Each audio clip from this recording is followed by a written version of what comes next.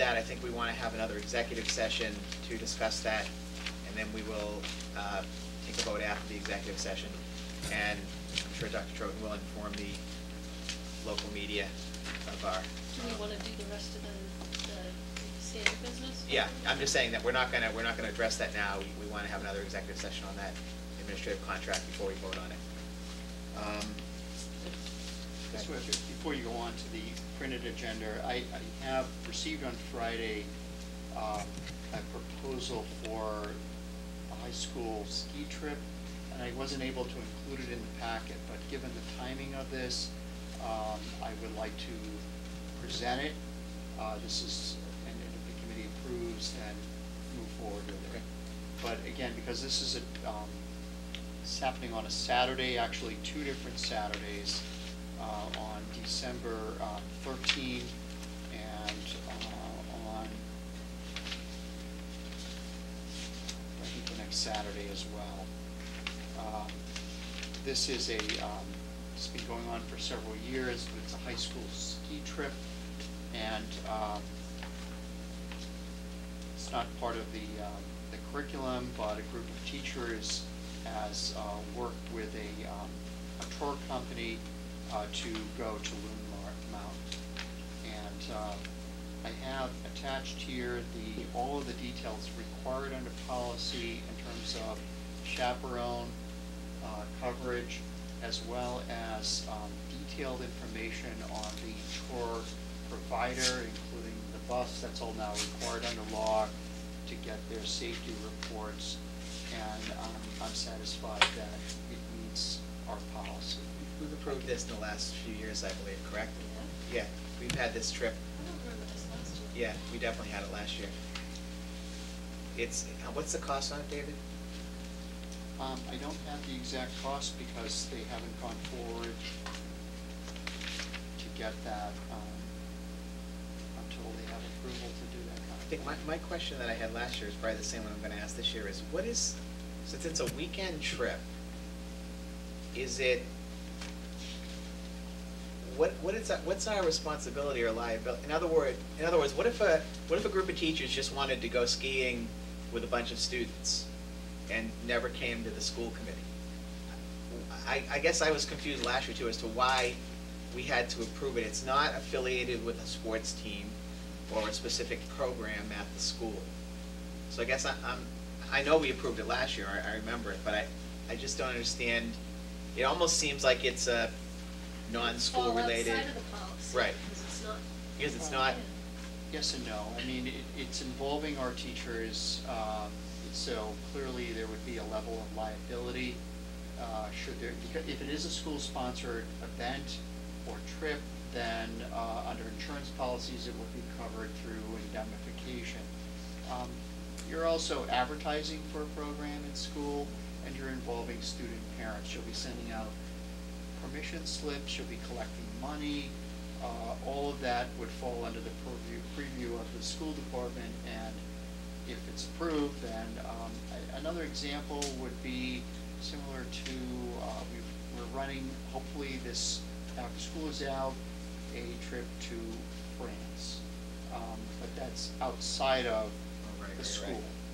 Or the trip to, even though a little less so, but the trip to Mexico occurs during February vacation. We also had the trip to Montreal, Exactly. I think last year or 2 years ago with the French. School committee's policy is that whenever there is a trip that is overnight or out of state, or actually more than 120 miles, whichever, requires school committee approval.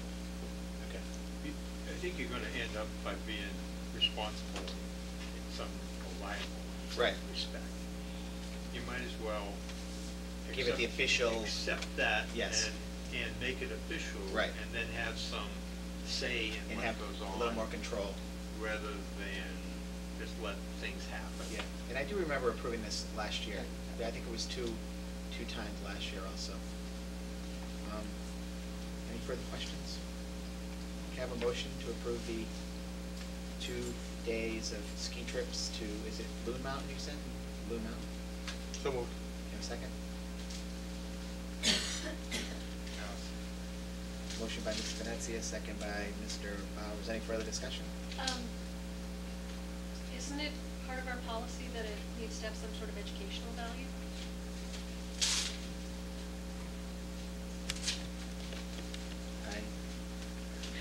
I think if it was during school days, we were taking school time off, I think, is that?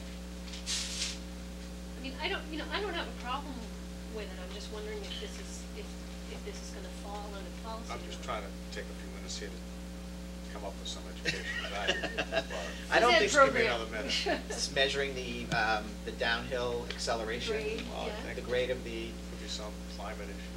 I think because, I mean, I think I know that was one of our issues with the Disney trip, was Yeah. that it didn't have, but I think one of the issues was it was during the week, it cost Right. a lot of money. Yeah. Most kids couldn't go, most kids didn't go. I know, it's the principle. Oh, of yeah. it. it's I'm just wondering $49. if it's- Okay. There's an educational benefit to it, similar to any other sporting activity. Bonding. Skiing. It's a good question. I mean, Learn to get your butt off the mountain before you get frostbite. there you go, there you go. It's a good question. I'm just putting it out there. Now that we don't have an answer to your question, I didn't know that. we have a motion and a second. Any further discussion? Hearing none, all those in favor? Aye. Aye. Opposed? Yes. Okay, bills and payrolls are done. We have no minutes. We do have a budget update, correct, Carl? We do have the November budget, and I make some comments on the cover sheet. Reminding the committee that the budget freeze is ongoing, and And I want to say one thing, it's inappropriate, calling this a freeze. My feet are so cold right now, I can't tell you. I don't understand this, but go ahead, Carl, sorry. I know. And as we noted before, Mr. Hardiker mentioned that he made a point of turning the heat on, knowing that we would be here tonight. Maybe we're not in the right part of the room for I that. know, yeah. We shift our. Give us a break so we can go outside and warm up. Look at the door. The caucus outside. Go ahead, Carl, sorry. There's been remarkable cooperation from the principals and the department heads. There were hundreds of purchase orders that were in purgatory, so to speak, as they were coming in. And Well, purgatory's a little warmer than this Okay. room. Thanks, Carl. I'll settle for purgatory. And what was interesting was that after I went through them and had discussions with all of the principals and basically did not sign 99% of them, I gave them the opportunity to appeal any outstanding purchase orders to the superintendent. And we sat Thursday or Friday of last week. Was the sword of Damocles hanging over their heads while they were appealing? That's the reason about the purgatory. Thank you. I think Uh, purgatory's been dispensed with.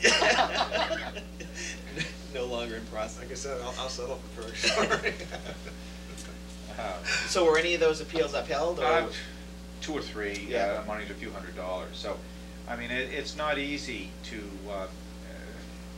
operate with shortages of ink cartridges and a lot of classroom supplies and professional development, but people are working hard to make it work. By the way, I just want to say, I ran out of ink on my printer, and I have an old printer. Yeah, okay. It's number HP 15. I couldn't find any Well, on the now's your shelf. chance to ask So I- the community if HP 15 is out there. Don't. I thought you were gonna say he ran out of ink in his pen. We're